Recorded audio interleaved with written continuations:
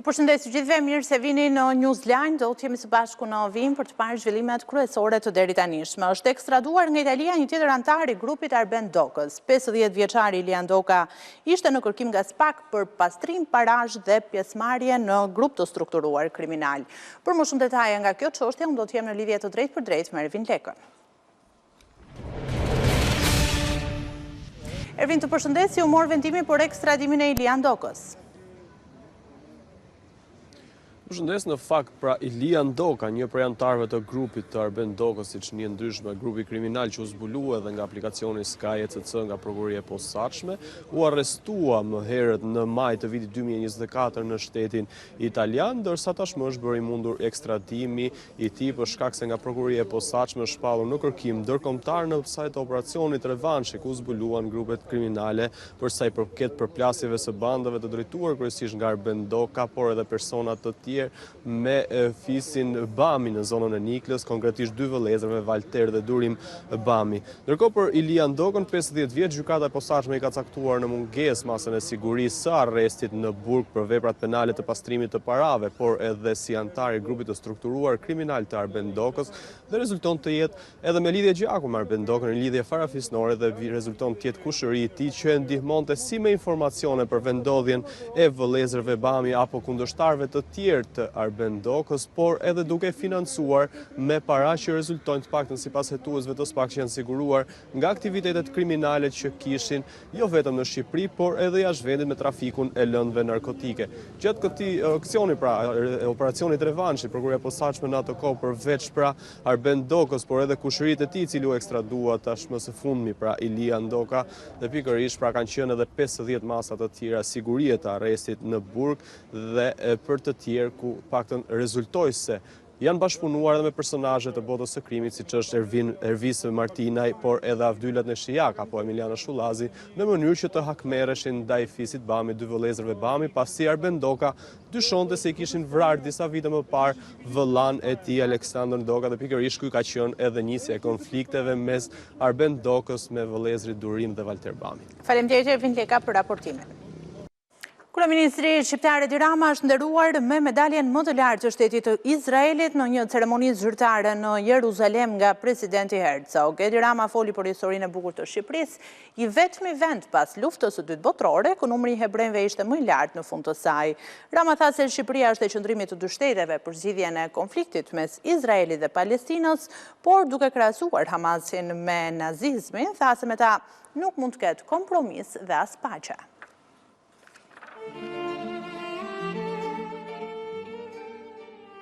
Kryeministri Edi Rama u nderua me medaljen presidenciale të nderit të Izraelit në shenjë vlerësimi për shembullin që shqiptarët i dhanë botës, duke mos dorëzuar asnjë hebre tek nazistët gjatë luftës së dytë botërore.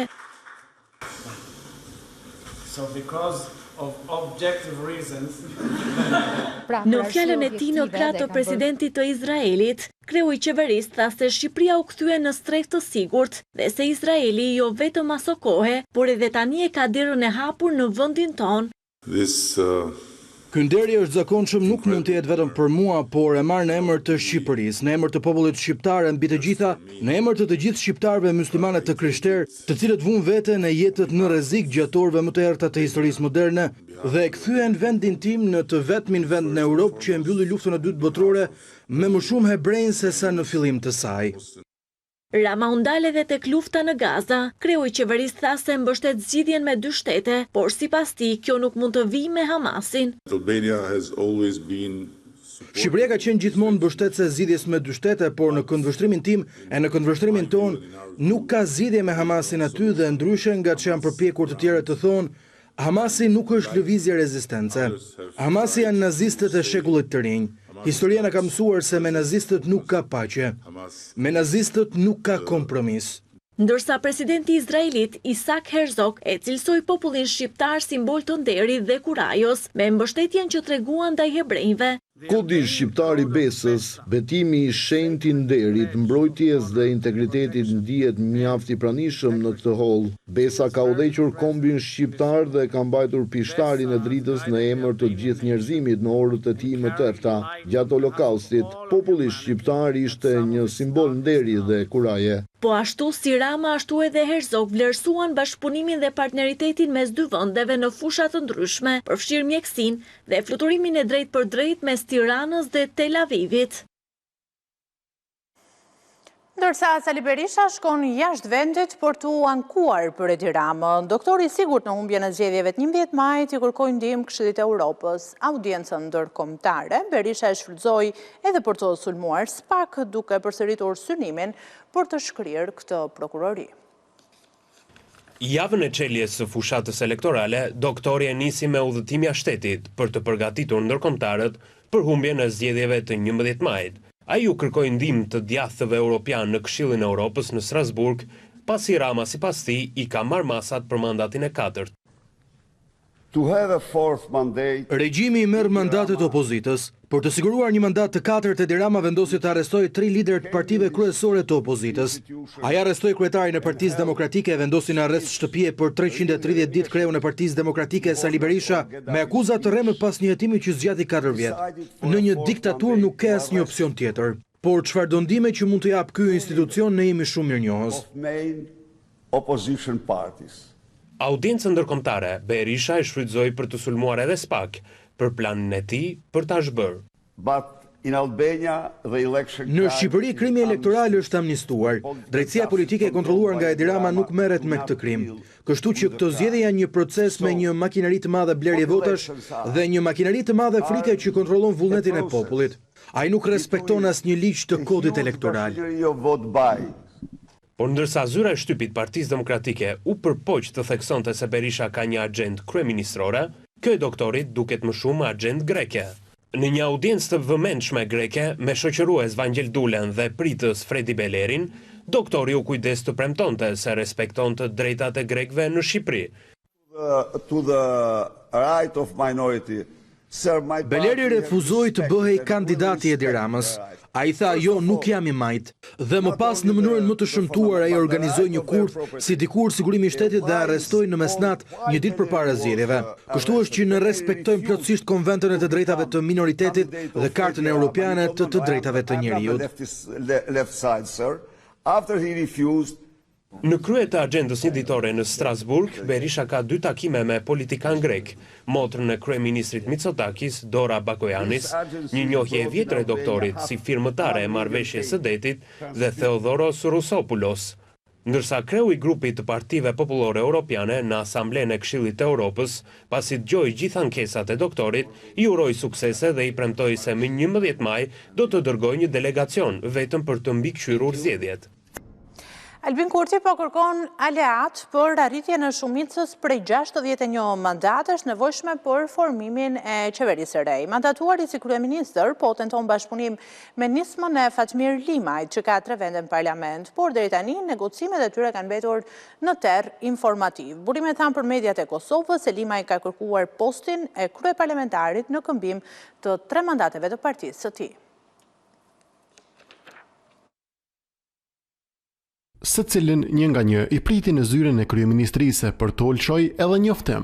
Veçse ndryshe nga komunikimet me pakicat juserbe, kryeministrin në detyrë Albin Kurti u takua të premten mbrëma në një nga restorantet në kryeqytet me të parën e nismas socialdemokrate. Edhe të shtunën u raportua për një takim të dytë. Të dielën këtu takime as nuk i mohuan e as nuk i pohuan as një rapal. Ndonë se nisma kishte paralajmëruar se do jetë transparente ditë më parë, nuk ndodhi. Në rast se lëvizjave të vendosjen na dërgon ftesë për takim, ne ato do ta bëjmë publike, do ta shqyrtojmë. Me Fatmir Limajn që konsiderohet qeles për formimin e institucioneve të reja, burimet thonë se u fol edhe për ndarjet e pozitave.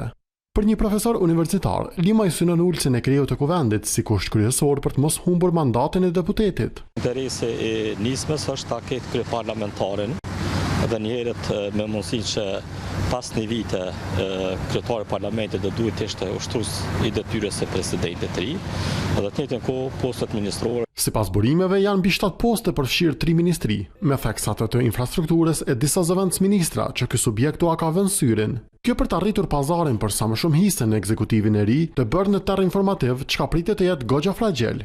Fatkeqësisht që nuk ka qenë transparente kjo marrëveshje. Edhe të njëjtën kohë nuk është një koalicion që krijon stabilitet politik dhe zhvillim ekonomik për vendin. Pra në realitet është një qeveri që maksimumi do ta ketë mandatin 1 vjeçar. Nisma Socialdemokrate ka 3 deputet, derisa në zgjedhjet e 9 shkurtit ka garuar bashkë me AK-n dhe ka fituar 8 sosh. Fletët e votimit për diasporën kanë mbërritur ditën e sotme në Shqipëri, ndërsa dërgimi i tyre në drejtim të vendeve europiane ku ndodhen emigrantët shqiptar pritet nis nga data 12 deri në datë 22 prill. Për të marrë më shumë detaje lidhur me këtë proces, unë do të jem në këtë momente në komunikim të drejtë për drejtë me Greta Bullarin, ajo është pozicionuar në afërsi të Parkut Olimpik. Greta, të përshëndes, ndalemi së bashku me një raportim me detajet që kemi deri më tani nga ky proces. Atëherë, për pak çaste do të jemi me Greta Bullarin, e cila do të raportoj për gjithçka që ka ndodhur ditën e sotme, po Greta, jemi së bashku. Problem, po. Rovena, të përshëndes, në fakt sikundër se mund të shihet edhe nga planet pas shpinës time, aktualisht vijojnë duke mbërritur këtu në Parkun Olimpik Feti Borova, ku do të bëhet edhe i gjithë procesi administrimit të votës së diasporës, fletët e votimit për shtetasit shqiptar të cilët jetojnë jashtë Shqipërisë. Kanë mbërritur që prej paraditës sotme më shumë se 245.000 flet votimi, ndërkohë që pritet që materialet zgjedhore të nisin përgatitjen të mërkurën. Pra, me zarfet, me fletët e votimit do të bëhen gati këtu në Parkun Olimpik, nga ku pritet edhe të administrohet i gjithë procesi. I gjithë ky proces do të bëhet në monitorim 24 orë në 7, në mënyrë që e gjithë vota e diasporës që nga momenti kur përgatitet këtu në komisioni, këtu në Parkun Olimpik, deri kur po themi do të mbërri në Shqipëri, do të jetë gjatë gjithë kohës e monitoruar qoftë nga mediat, po ashtu edhe nga subjektet politike. Sa i përket afateve, sikundërse përmenda, të mërkurën do të bëhet e përgatitja e materialeve zgjedhore në mënyrë që në datën 15 prill deri në datën 22 prill të nis edhe dorëzimi i fletëve të votimit, dërgimit tek shtetasit shqiptar për vendet në Europë, ndërkohë që mbërritja në vendet e tjera, në kontinentet e tjera, do të parashikohet nga data 15 deri në datën 25 prill. Në momentin që shtetasit shqiptar do të marrin fletën e votimit, referuar dhe udhëzimeve të Komisionit Qendror të Zgjedhjeve, do të kenë afat 3 ditë kohë për ta plotësuar, për ta vendosur sërish në zarfin e dhënë nga Komisioni Qendror i Zgjedhjeve dhe për ta nisur në Shqipëri. Komisioni Qendror i Zgjedhjeve bën thirrje që ky proces të mbyllet brenda 3 ditëve nga ana e shtetasve shqiptar në mënyrë që vota të mbërri pas një vonesë në Shqipëri. Më duhet të theksoj, Rovena, se votat e diasporës do duhet që të mbërri në Komisionin Qendror të Zgjedhjeve deri në datën 11 maj në orën 19.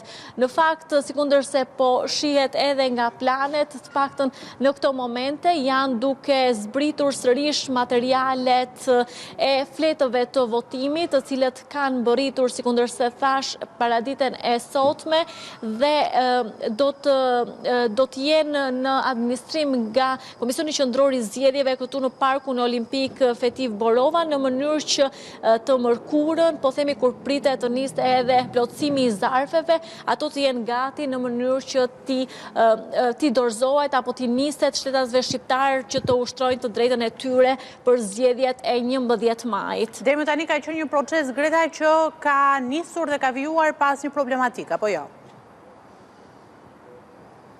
Po, Rovena, në fakt është po bëhet vetëm dorëzimi i fletëve të votimit të cilat kanë mbërritur mëngjesin e sotme, nuk ka patur problematika, duhet thënë fakt që i gjithë procesi po zhvillohet në masa sigurie për mbarvajtjen, po themi, të gjithë procesit. Kutit me fletët e votimit kanë ardhur të paketuara nga Slovenia, nga ku është dhe prodhuar fleta e votimit dhe i gjithë procesit paktën deri në këto momente kanë ndodhur pas një problematik, duke qenë se tashmë fletët kanë mbërritur në Shqipëri dhe konkretisht në Parkun Olimpik, nga ku do të bëhet, po themi, edhe gjithë administrimi i procesit. Faleminderit Greta Bullari për raportimin. Donald Trump përsëriti se nuk do të tërhiqet nga tarifat e vendosura disa ditë më parë, me gjithë reagimet e ashpra si në Amerikë, ashtu edhe në vendet e tjera. Efektet vijojnë të ndjehen edhe në tregjet e aksioneve.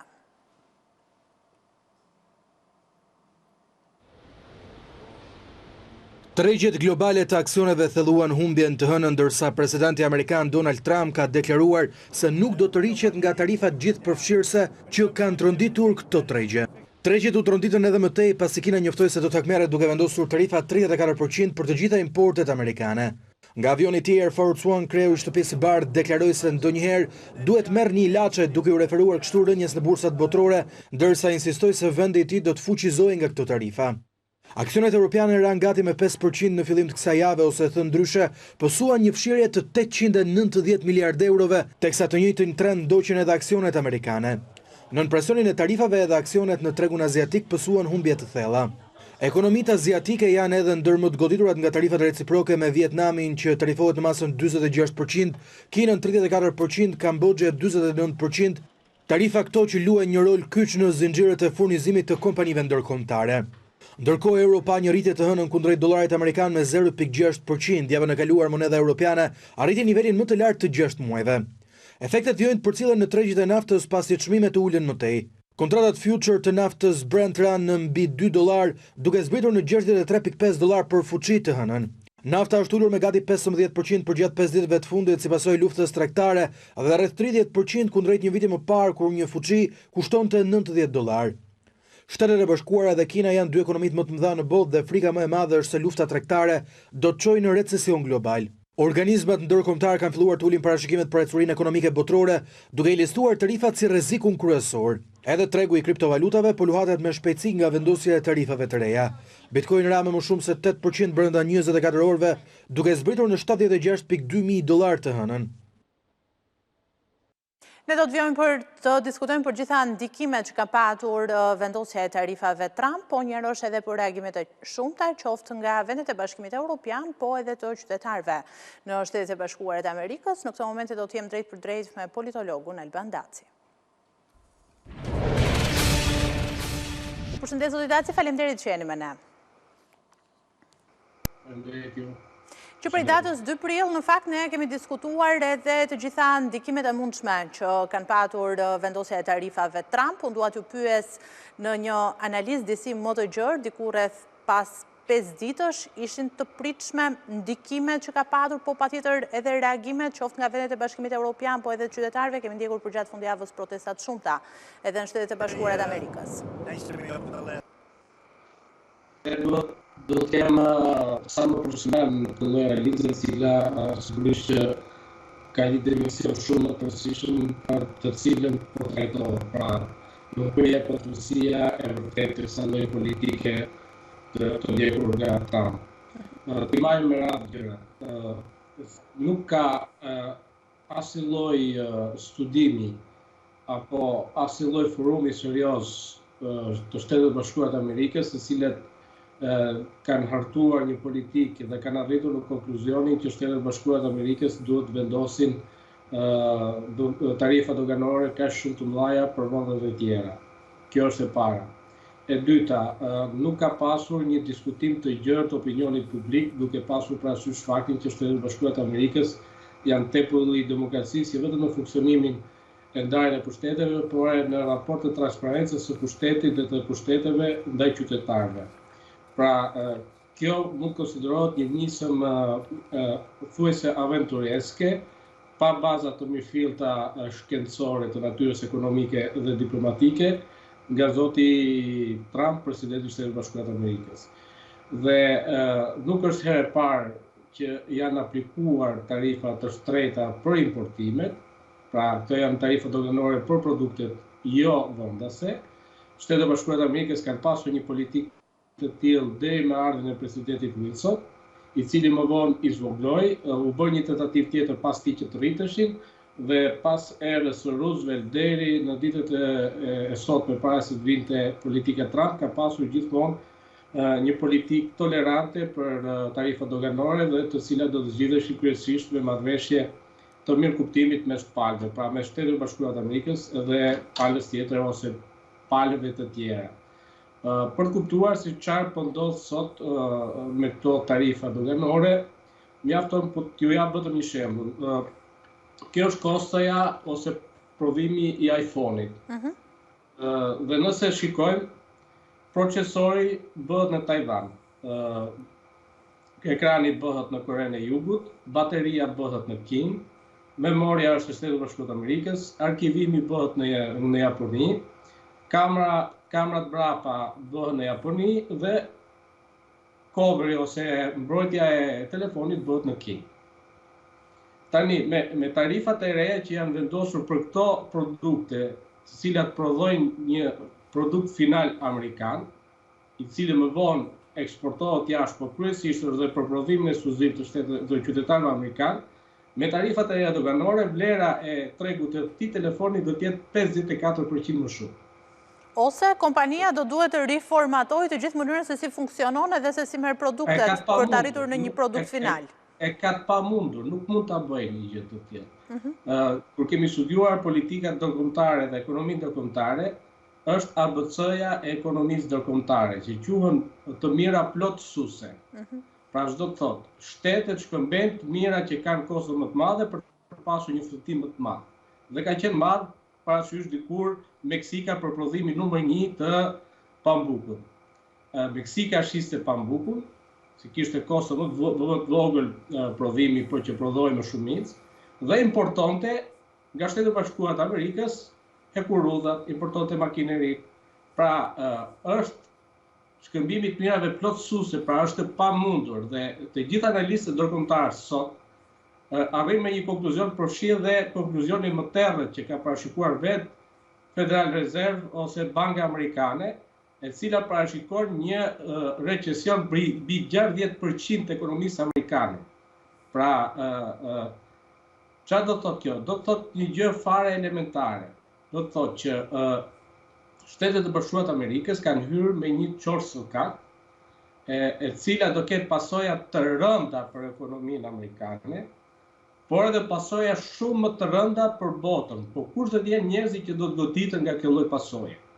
Votuesit e Trump ishin kryesisht njerëz që kishin humbur vendin e punës. Dhe ata i dhanë votën presidentit Trump për një mandat të ri me shpresën që ky do të krijonte vende pune. Tarifat e reja doganore do të arrisin papërsinë amerikane. Pasiguria e tregjeve do të rrisë inflacionin amerikan. Pra është kundërta ajo që parashikon presidenca Trump. Dhe gjithë kjo ushtri do të kthehet në bumerang vetë ndaj konsensusit të presidentit Trump. Po 5 trilion dollarët që presidenti Trump ka premtuar se do të shkojnë për ekonominë amerikane? Po kjo është edhe më absurditet i madh, sepse ne kemi mandatin e fundit të presidentit Trump.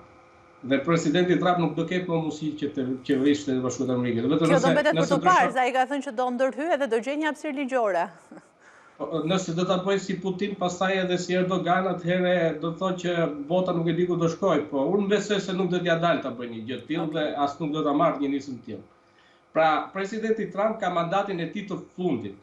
Nuk ka një trashëgimtar politik, pra ai është një populist që nuk ka një filozofi e cila mund të mbijetojë pas tij. Dhe për pasojë ai thotë, benefitet e ekonomisë amerikane do të jenë në një plan afatgjat. Po dëmi që do të lërë ky, si do të rikuperohet dhe kush do ta marrë përgjegjësi, se ky tani pothuajse vitin e parë mandatit e mbaroi. I kanë mbetur edhe 3 vite tjera.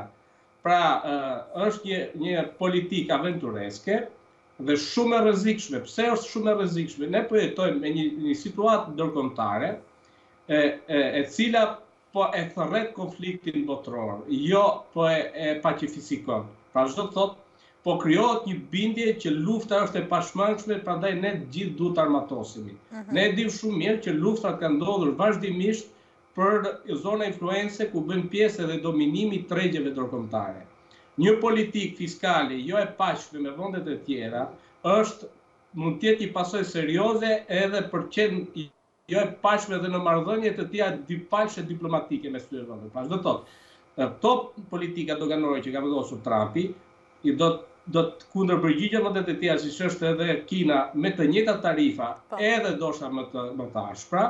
Dhe në momentin që Kina dhe vendet e tjera të cilat ka nevojë për tregje ndërkombëtare në mënyrë reciproke, nuk do të arrijnë ti garantojnë përmes negocimit diplomatik, atëherë mund të kalojnë në versionin tjetër më të ashpër dhe me shumë pasojë në botë për një konflikt të vërtet botëror, për të krijuar një realitet të ri. Dhe ajo që ne nuk kemi kuptuar dhe ndoshta nuk po dim ta kuptojmë sepse ka një propagandë demagogji të madhe ndërkombëtare, është ajo që Trump ka krijuar një realitet të ri.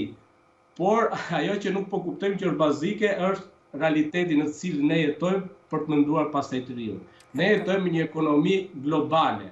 Pra do të thotë, të gjitha politikat e Trumpit, përfshirë politika e jashtme, është jashtë realiteti, është e pamundur. Është kjo lloj sikur tani t'ju kthesh vizat europianëve dhe ta pranojnë një gjë të tillë dhe fillojnë të nxjerrin pasaportat për shkuar nga Spanja në Itali, nga Italia në Amerikë.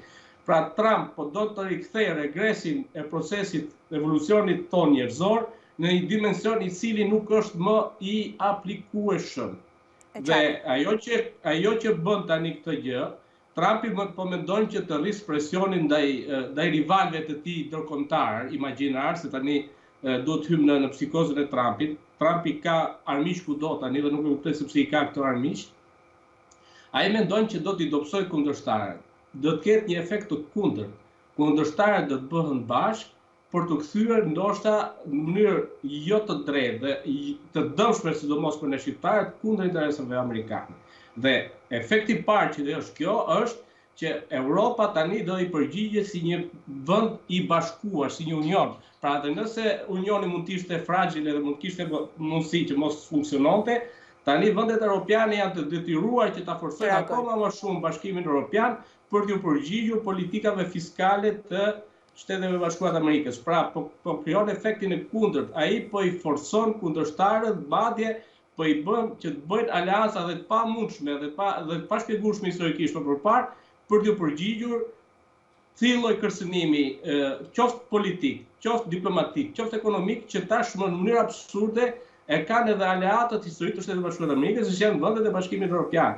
Dhe në disa vende të Bashkimit Evropian, siç është edhe vetë Italia, ku ka një numër shumë të madh të produkteve që eksportohen, ku kanë bënë edhe për shëndetësinë, për ilaçet, për kurimet, për mjekët. Pra do të thotë që edhe kosto e kurimit amerikanëve, nëse ka qenë e lartë deri tani, do të jetë pothuajse pa përballueshme në nivelin e siguracioneve që ato paguajnë në mënyrë vullnetare dhe individuale. Tani zotë Daci, unë pyetjen e fundit për ju, e kisha për të gjitha parashikimet e mundshme që ju keni, që në fakt ju mi renditët edhe për këse po flisim deri në këto momente. Po dua të kuptoj nga retorika juaj, ju e shihni fakt të kryer që nuk do të ketë kthim pas, që do të vijojë për një kohë shumë të gjatë aplikimi i këtyre tarifave dhe tani më duhet mendojmë se si ti kundërpërgjigjemi, apo ndoshta mund të ndodhe edhe diçka edhe gjitha ato që ju parashtroni edhe parashikoni mund të merren parasysh edhe të ketë tërheqje pas. Atëherë, për të kuptuar efektin në raport me kohën dhe hapësirën që kanë këto politika, mjaftojnë faktin kuptojmë që rreth $900 miliardë janë ndjekur vetëm dje dhe sot në bursën ndërkombëtare. Pra, nëse këto politika aplikohen qoftë edhe për një muaj, recesioni botëror, varfëria botërore, të cilat nxisin konflikte rajonale edhe ndërkombëtare, do të jenë të parikuperueshme. Pra, mjafton që edhe një muaj që t'i mbaj këtë lloj kuotash Trump, pasoja do të jenë të parikuperueshme. Vetë Federal Reserve ka thënë që ne mund të parashikojmë jo rritje të ekonomisë amerikane, por një zvoglim mbi 60% të ekonomisë amerikane. Kuptoni çdo të thotë 60%? Në 2008, kriza botërore u importua pikërisht nga sistemi amerikan. Dhe në 2008, Europa pati goditjen më të madhe, ndoshta edhe më të madhe se sa tregjet europiane, sepse reagoi në mënyrë të pavarur, pra sipas shteteve anëtare. Ndërsa sot Europa po përpiqet në kohë të përgjigjet si një institucion i bashkuar dhe politika që pretendon Meloni që do të bënte marrëveshje dypalësh ose negociata me Trump, marrëveshjeve dhe traktateve të reja që kanë fuqi Maastricht e këto që ka Bashkimi Evropian, asnjë vend antar nuk ka kompetencë të negociojë politikat e tregtisë ndërkombëtare dhe kjo është kompetencë vetëm e Komisionit Evropian. Pra, Meloni nuk mund të bëjë asnjë lloj negociate në raport me komercën për këtë tregtisë me Shtetet Bashkuara të Amerikës. Ne po hymë me një botë e cila është e frikshme. Ne çdo ditë dëgjojmë zhargonin lufta. Jemi me një situatë të ngjashme me 1914. Pra, kur ne kemi përballë një luftë që duhet ta bëjmë me çdo kusht dhe nuk ka asnjë lloj përpjekje për paqe. Kjo është ajo më e shqetësueshme. Në vend se të mendojnë për paqen, tashmë e kanë bërë të detyrueshme riarmatosjen e vendeve evropiane, të cilat janë armë që do të blihen pikërisht nga Shtetet Bashkuara të Amerikës, e cila i prodhon dhe do t'i eksportojë këto armë. Pra, janë në një rreth vicioz duket e gjitha. Rreth vicioz të shmendur, por edhe me shumë paqërsi dhe drejtëhije brapa që ndoshta do t'i marrin vesh pasi të kenë ndodhur disa gjëra që nuk do donin të ndodhnin edhe të përsëriteshin më. E qartë, unë falenderoj shumë zoti Daci për këtë lidhje të drejtë për drejtë dhe për gjithë analizën që përcollët për ne. Faleminderit. Ne do të ndalemi tani me një shkëputje, rikthehemi pas pak me të tjera zhvillime.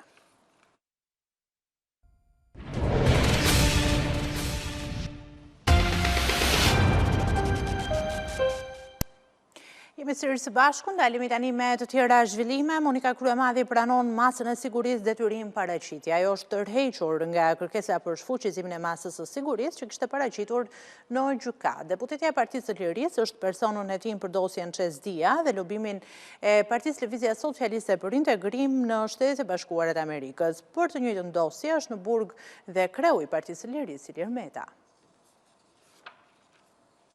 Deputetja Monika Kryemadhi ka hequr dorë nga kërkesa që kishte dorëzuar në gjykatën e posaçme për heqjen e masës detyrim paraqitjeje të caktuar ndaj saj në lidhje me hetimet mbi dosjen Çezdia dhe lobimin e Partisë Lëvizja Socialiste për integrim në Shtetet e Bashkuara të Amerikës. Përmes avokatit të saj mbrojtës, deputetja e Partisë së Lirisë kishte depozituar kërkesën për shfuqizimin e masës së sigurisë, por në seancën e së hënës ajo u tërhoq nga kjo kërkesë. Ndërkohë, për shkak se Kryemadhi u tërhoq, gjyqtari Erion Çela vendosi mospranimin e kërkesës, pasi çështja mbeti pa objekt dhe kështu ngelet në fuqi masa detyrim paraqitjeje të hënën e parë të çdo muaji. I përfshirë në të njëjtën dosje është edhe ish presidenti Ilir Meta, ndaj të cilit të rëndojnë të njëjtat vepra penale duke nisur nga ajo e pastrimit të parave, korrupsionit dhe fshehje e pasurisë. Por Meta, ndryshe nga Kryemadhi, po mbahet i izoluar në qeli.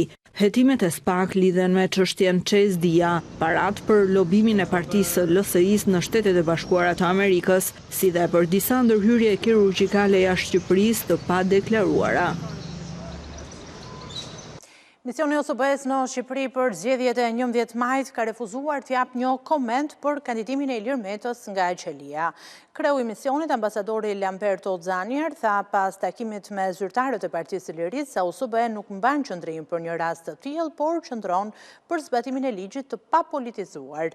Ndërsa sekretari i Partisë së Lirisë Tedi Blushi shtoi se ka informuar OSBE-n për arrestimin dhe burgosjen e kryetarit të tij, si dhe kandidimin në listën e hapur të koalicionit me Berishën.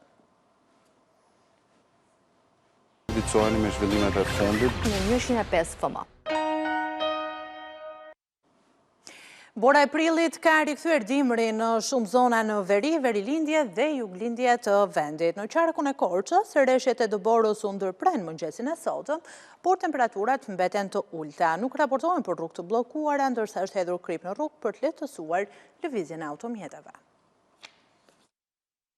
Rreshtet e Borës, të cilat kanë rënë me intensitet të lartë gjatë natës në të gjithë territorin e juglindjes, janë ndërprerë në orët e para të mëngjesit të së hënës. Në zonat urbane, trashësia e Borës arriti në 20 cm, ndërsa në fshatra turistik në Dar dhe Boskopoj ka mbi 25 cm bor. Ulja e temperaturave ka vështirësuar qarkullimin e mjeteve për shkak të ngricave në disa segmente të akseve nacionale. Aktualisht akset Korç-Kapshtic, Korç-Pogradec-Qafthan janë të kalueshme normalisht. Po ashtu edhe rrugët drejt destinacioneve turistike të Dardhës dhe Boskopojës, lëvizja e mjeteve bëhet pa vështirësi. Subjekte kontraktore të mirëmbajtjes dimërore kanë punuar gjatë natës me mjete borpastruese dhe krip, duke mbajtur hapur të gjitha rrugët kryesore të Juglindjes. Si pasojë e motit të keq me borë dhe stuhi kanë mbetur pa energji elektrike disa fshatra në zonat malore të Korçës, Maliqit, Pogradezit, Kolonjës dhe Devollit. Në qarkun e Korçës, gjatë ditës së diel dhe natën ka patur rreshje dëbore në të gjithë territorin të shoqëruar dhe me erë, ku në zonat malore trashësia varion nga 10 deri 25 cm. Megjithëse rrugët nacionale janë mbajtur të hapura, vijon puna për të hapur rrugë dytësore dhe lidhëse të shesheve në qendrat e qyteteve. Rreshtet e borës me intensitet të lartë kanë qenë të pranishme gjatë natës edhe në zonat malore të qarkut të Shkodrës. Në disa segmente të rrugës të Iballës, situata paraqitet e rënduar për shkak të sasive të mëdha të dëborës në rrugë. Nga Bashkia e Shkodër nuk raportohen probleme. Rruga Bok-Thet është e hapur. Në territorin e Bashkisë së Fusharësit, trashësia e borës arrin deri në 30 cm. Rrugët nacionale janë të hapura dhe qarkullimi kryhet për automjete të pajisura me zinxhir, ndërsa në rrugët rurale po punohet për pastrimin dhe kthimin e tyre në normalitet. Është përkujtuar në Durrës 86 vjetori i rezistencës ndaj pushtimit italian. Përfaqësues pushtetit vendor, veteran dhe qytetar durrësak bën homazhe për ambusit heroj të popullit Mujo Ulçinaku. Në Durrës u përkujtua 86 vjetori i rezistencës ndaj pushtimit italian. Në një ceremoni të thjeshtë si çdo vit, veteran qytetar durrësak e përfaqësues pushtetit lokal bën homazhe për ambustit të Mujo Ulçinakut. Fjalën e rastit në këtë ceremoni përkujtimore mbajti drejtori i arsimit e kulturës në Bashkinë e Durrësit, i cili tha se kjo datë shënon aktin më madhor e patriotik në emër të lirisë. Ai që na bën timi sot krenar dhe vallart ka të bëjë me konstatimin se ndonë se populli shqiptar u gjet në një mungesë të dy fish të një shteti që të organizonte dhe të formacioneve politike, veshtimeve të tilla për të mobilizuar, që diçka shumë më madhe që u ngrit mbi ta dhe e plotësoi këtë vakum në mënyrën më të mirë. I frymëzoi këta vullnetar të qendrës së parë, rezistencës së parë, ishte forca që buronte nga shpirti i adhetarizmit. Ndërsa mbesa herojit Ilda Ulçinaku u shpreh nderuar që qyteti çdo vit kujton gjyshin e saj dhe patriotët e tjerë nga Durrësi që dhanë jetën duke luftuar. Në fakt 7 prilli për neve simbolizon shumë gjëra. E para, është një ditë historike për Durrësin dhe për gjithë Shqipërinë sepse shënoi fillimin e luftës antifashiste dhe shënoi dhe tregoi sa adedashës jemi ne. Ne jemi krenar për gjyshin tonë, sepse vuri adeun mbi veten dhe mbi familjen. Heroi i popullit Mujo Ulçinaku dhe të gjithë patriotët e tjerë nga Durrësi, por edhe qytetarë të tjerë ishin të parët që e pritën me pushtuesin fashist më 7 prill të vitit 1939. Në rezistencën kundër nazi-fashistëve u bashkuan në mënyrë masive banorët durrësak dhe patriotë të ardhur nga çdo anë e vendit. Ishte gjithçka e përgatitur për Newsline për ditën e sotme, zhvillimet e fundit përditësuara minutë pas minute nga vendi, rajonit e botës, mund t'i ndiqni dhe në faqen tonë abcnews.al, njërë është dhe në valët e radios 105 FM. Faleminderit për vëmendjen, mirupafshim.